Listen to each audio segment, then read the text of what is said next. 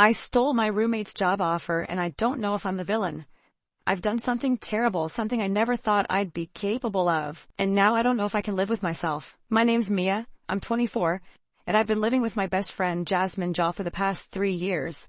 She's the kind of person who lights up every room she walks into, smart, confident, and naturally talented at everything she does. Meanwhile, I've been struggling to find my footing. I work a dead-end retail job, scraping by paycheck to paycheck, while she's been killing it in marketing.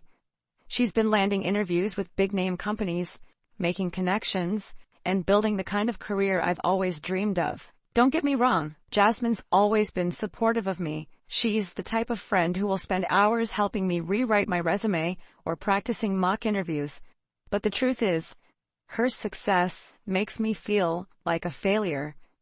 Every time she tells me about a new opportunity, it's like a reminder of everything I haven't achieved. I've been trying to be happy for her, but the resentment has been bubbling under the surface for months.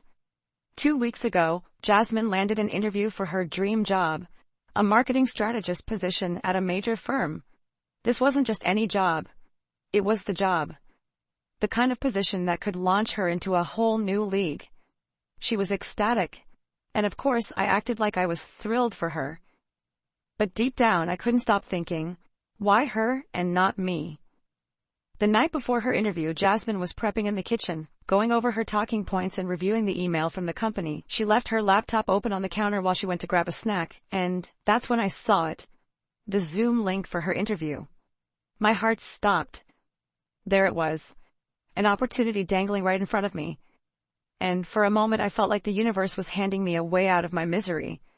I wish I could say I closed the laptop and walked away, but I didn't. I stood there, staring at the screen, and a horrible idea started to form in my mind. I told myself it was just a thought, that I'd never actually do it.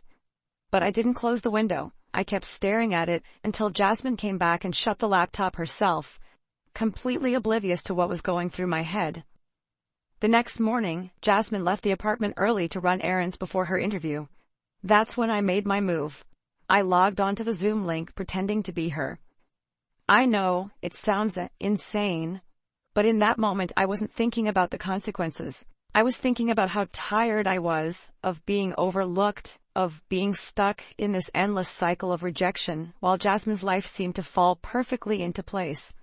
The interview went better than I ever expected. I'd watched Jasmine prepare, so I knew all the right buzzwords and strategies to mention. By the time it was over, I could tell the hiring manager was impressed, and I hated myself for how good it felt. A week later, I got the email. I'd been offered the job. Not Jasmine, me. They thought I was her, and now I had to decide what to do. At first, I told myself I'd turn it down, that I'd come clean to Jasmine and beg for her forgiveness. But then I started to wonder if I could actually go through with it. After all, this could be my only chance to break out of the rut I've been in for years. Jasmine would land on her feet, wouldn't she? She always does. Jasmine, meanwhile, was confused. She hadn't heard back from the company, and she assumed they'd gone with someone else. I listened to her vent about how frustrating it was, how she thought the interview had gone well, and I just sat there, nodding, knowing I was the reason she'd been ghosted. Every time she talked about it, the guilt grew heavier, but so did the temptation to take the job and run with it. I haven't told her yet. I haven't signed the offer either. I'm stuck in this limbo, torn between my guilt and my desperation to finally have something that's mine. I keep asking myself, does this make me a bad person? Or am I just doing what I have to do to survive? I can't stop thinking about what would happen if I confessed. Would Jasmine forgive me? Could she? She's not just my roommate, she's my best friend, my anchor. Losing her would feel like losing a part of myself. But at the same time, how can I keep living with this lie? Every time I see her, I feel like a fraud, like a parasite feeding off her hard work and talent. The worst part is, I don't even know if I deserve the job. I keep replaying the interview in my head, wondering if they'd have been impressed if I hadn't stolen Jasmine's notes and ideas. What if I'm not good enough and I get fired within a month? Then I'll have destroyed my friendship for nothing. And yet, I can't bring myself to delete the offer email. It's still sitting in my inbox, like a ticking time bomb, waiting for me to make a decision. So here I am, pouring my heart out to strangers on the internet, hoping someone can help me figure out what to do. Do I take the job and live with the guilt, knowing I've betrayed the person who's always been there for me?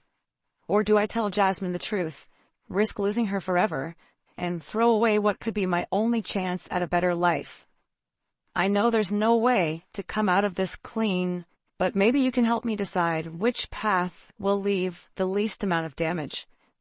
Am I the villain in this story, or am I just another desperate person trying to make something of herself? I don't know anymore.